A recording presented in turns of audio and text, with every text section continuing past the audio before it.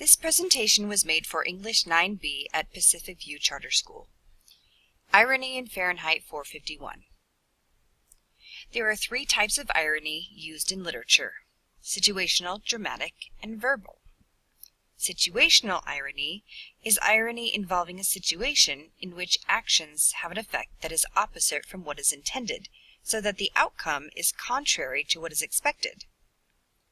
Dramatic irony is a situation of a drama where the audience or reader knows something the characters in the play or book do not.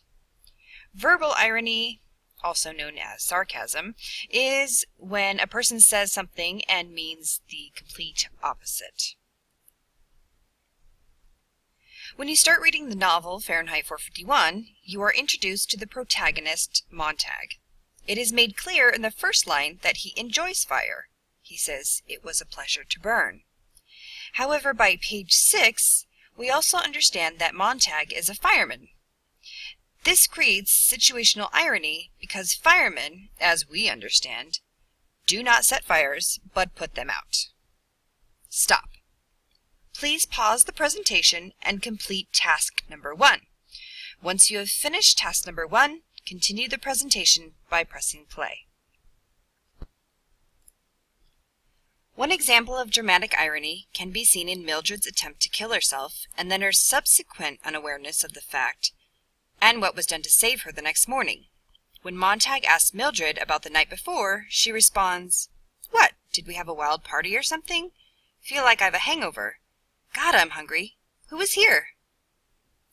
Her inability to remember what happened is an excellent example of dramatic irony, as is her assumption that they had a party and she's suffering from a hangover rather than the after effects of having her life saved from her suicide attempt.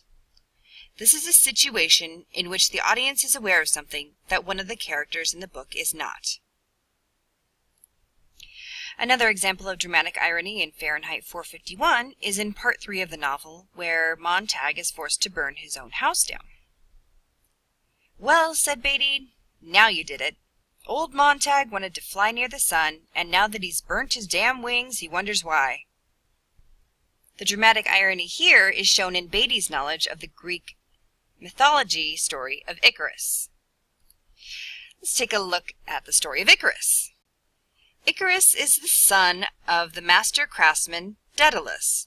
Often depicted in art, Icarus and his father attempted to escape from Crete by means of wings that his father constructed from feathers and wax.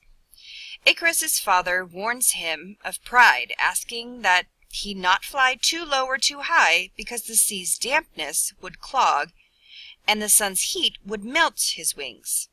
Icarus ignored instructions not to fly too close to the sun, and the melting wax caused him to fall into the sea, where he drowned.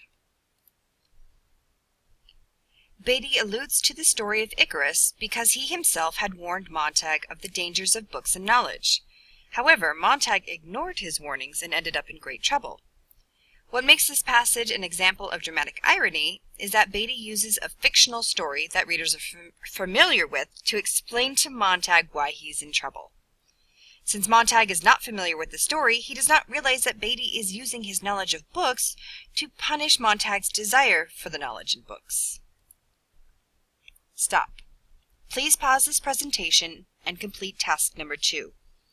When you have completed the task, you may return to the presentation and continue by pressing play. Now let's take a look at verbal irony in Fahrenheit 451. Here are a couple examples of verbal irony. Mildred calls the people in the walls her family, but does not call Montag her husband. Clarice calls herself crazy when speaking to Montag. However, she's the only character the reader recognizes completely sane. On page 10, Montag says, "Of course I'm happy," but we know that he is anything but. Stop. Please pause the presentation and complete task number 3. That concludes the presentation on irony in Fahrenheit 451. Hope you have enjoyed it and hope you've learned something about irony in the novel.